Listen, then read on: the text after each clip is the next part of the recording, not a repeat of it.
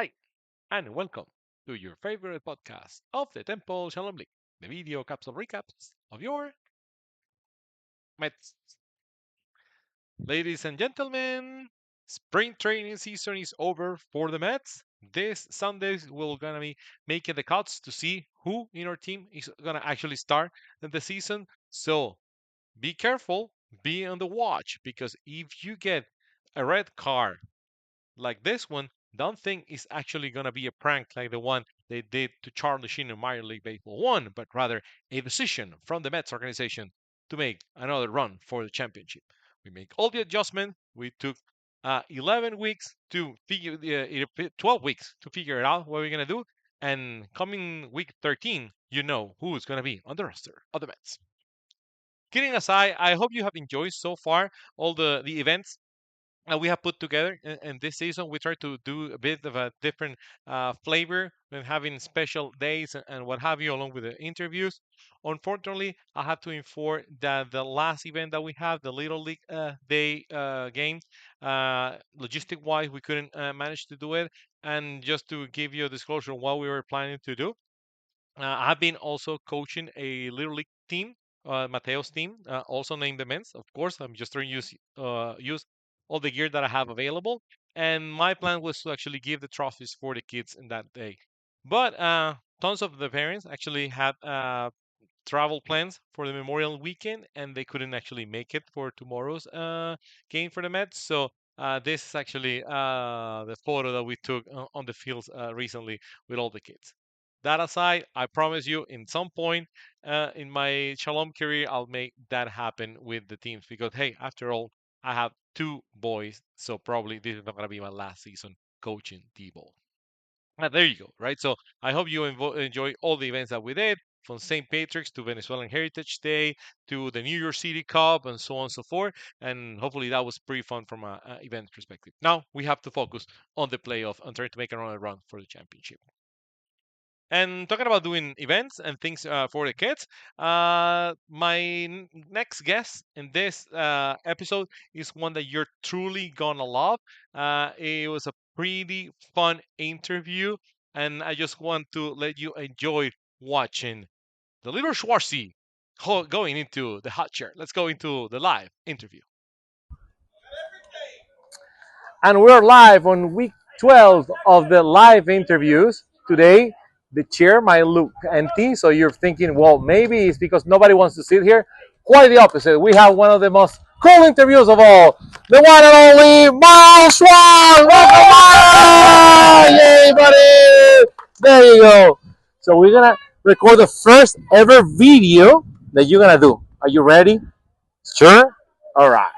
So tell everyone who you are. I'm Miles Schwartz, everybody. All right. What grade are you? I'm from Wiley. Wiley, and which grade are you? First grade? Kinder. Kinder? All right. So you're going to first grade next year? Awesome. And you play baseball? Yeah, sure. Yes. Do you love it? Which position do you play? Shortstop and left side. All right. Awesome. And do you like to play, coming here on Sundays to watch your dad and your mom playing? Yes. Cool. Awesome. So we are gonna have a fun round. I'm gonna give you two options, and you have to pick your favorite.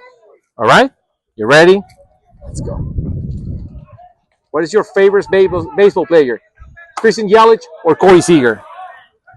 Course seeker. Corey Seager. What is your favorite candy? Skittles or M&M's? IMs. M&M. That's an easy one. Favorite team you have been? Think this wisely. The Bananas or the Mets? Matt. Yes! We did it! Even if we have just 7 wins. Favorite hype song to get ready for a game? Drop It Like It's Hot from Snoop Dogg or Fireball? Duplex's sauce. Awesome. What is your favorite position to play? Shortstop or center field? Centerfield. Center field. What is your favorite color of Gatorade? Orange or green? Green. Green. What is your favorite food? Corn dog or chicken nuggets? Corn dog. Corn dogs. Do you like more going to a Rangers game or going on a boat cruise? Rangers game. Of course, that's an easy one. I know. What do you like the most, beans or broccoli? Broccoli. Broccoli. And who plays better, your mom or your dad? Kind of my dad. No, I don't think so. There's them both. Both. That's an easy answer. You want to have a good meal, so that's smart. All right. So tell everyone that what do you like to do the most outside coming to see your parents playing and playing ball? What do you like to do a lot? Play with my friends while they play. All right. What do you like to play with them? Mm. Christopher. Perfect. All right. So we're coming to the end of the interview. What I want to say to all your friends and school, tell them that you are here actually recording a video. What do you want to say? Say hi to everyone there. I. All right. Thank you all. Congratulations, Miles. Hope you enjoyed that one as much as I did. This live interview has been quite of a fun section into this little pet project of the podcast.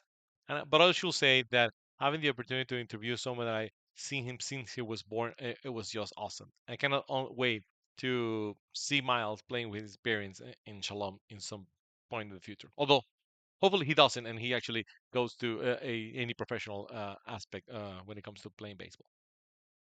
Talking about waiting for something to happen, the Pirates did wait it for their comeback against the Mets, and they clean up as Tides and Shines will clean with your car, official sponsor of the game recap.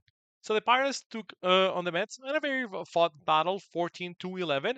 It was a close affair, but in all fairness, they were leading the whole game. And although we scored 11 runs, and we're always trying to come back, every time that we're trying to come back, they actually hit us harder and harder, and we couldn't muster the comeback. We have the time run on the winning circle, but unfortunately, we couldn't tie the game or win it and swept that. And then we stay in field two on a team that we scored them 1 run. And they scored us 32-33, if I'm not mistaken. The Giants, probably one of the biggest candidates to take the National League title. But quite a battle that they actually put together in every single game. They were scoring left and right, hitting all the way, and we barely could hit. If anything, make us to stay longer in that game was the thunderstorm warning, because otherwise we would have ended up 20 minutes earlier. That being said, statistically speaking, when you actually get swept on multiple times, there's that opportunity to actually you to come back. So if we get to face the Giants once again, that will be in a playoff game, and I think the statistics will be on our favor, such as the sweeping, because we haven't been able to sweep, and every team gets to sweep here and there during the season, and I'm just waiting for that sweep to happen in the minis.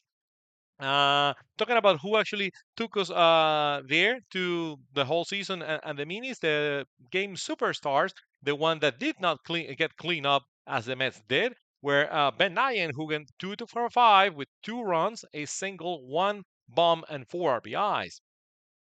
Also, Barry Epstein, who went perfect 3 for 3 with 3 singles, a walk, and 2 RBIs, all with actually a leg injury. And lastly, Ian Contreras. He's finally mentioned this podcast. He went 2 for 3 with a couple of single, questionables, but singles nonetheless. Shalom singles, I should say.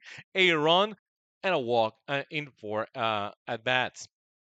So I know what you're waiting for. Your so-called favorite section is next, the fan voice. So let's jump into Mateo's room.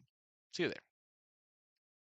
Dallas Cowboys banner, Rangers and Mets, along with Lady McQueen. You know where I'm at. Your favorite section, the fanboys. Mateo's room.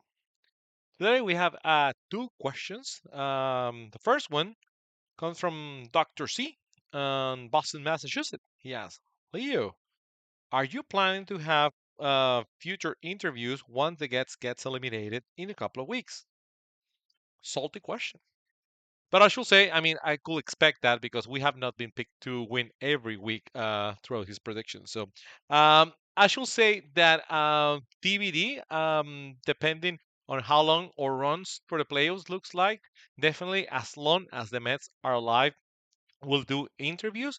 So that guarantees the interview for tomorrow as well as the first week of the minis.